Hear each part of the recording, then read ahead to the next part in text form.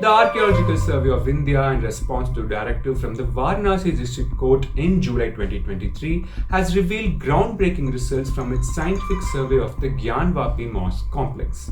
The ASI's conclusion states that there existed a Hindu temple prior to the construction of the existing structure at the site.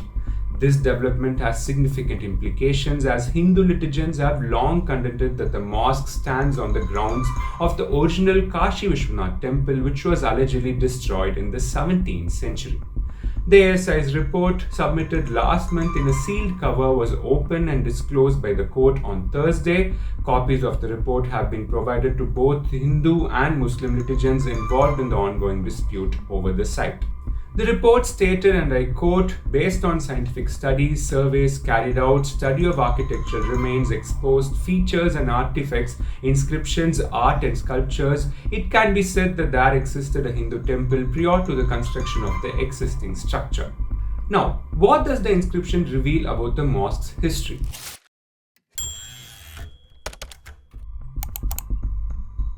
The ASI survey said, and I quote, "The Arabic-Persian inscription found inside a room mentions that the mosque was built in the 20th regnal year of Aurangzeb. Hence, the pre-existing structure appears to have been destroyed in the 17th century during the reign of Aurangzeb, and part of it was modified and reused in the existing structure."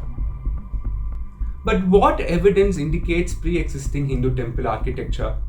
The ASI survey stated, and I quote, "Existing architectural remains, decorated mouldings on the walls, Karnaratha and Pratiratha of central chamber, a large decorated entrance gate with Torana on the eastern wall of the western chamber, a small entrance with mutilated image of Lalatabimba, birds and animals carved for decoration.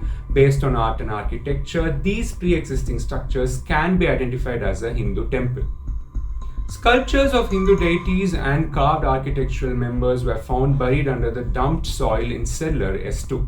The report stated that pillars from earlier temples were reused while making cellars in the eastern part of the platform.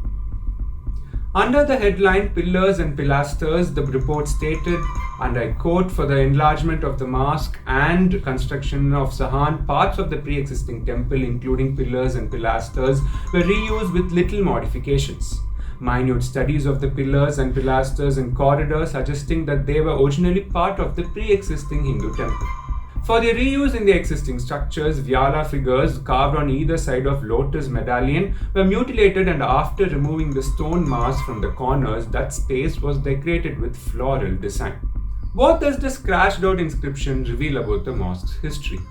The ASI had in its custody record of an inscription engraved on a loose stone which recorded construction of the mosque in the 20th regnal year of Mughal Emperor Aurangzeb, corresponding to AH 1087. The photograph of this stone inscription was recorded in ASI records in the year 1965 to 1966. During the recent survey, this stone with inscription was recovered from a room in the mosque.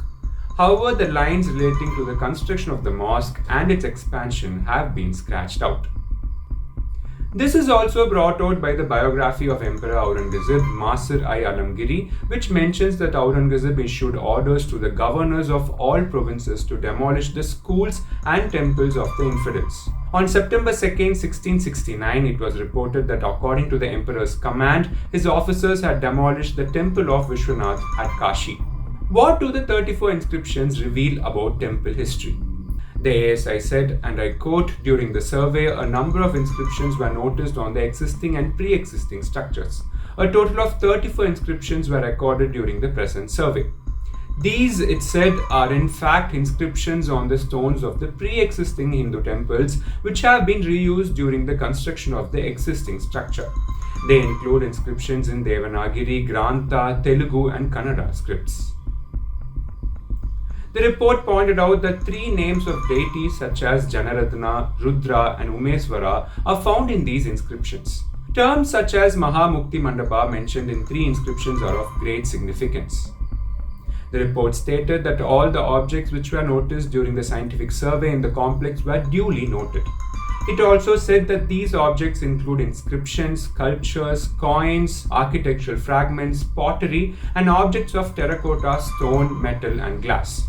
These objects were then handed over to the district administration in compliance with the court order.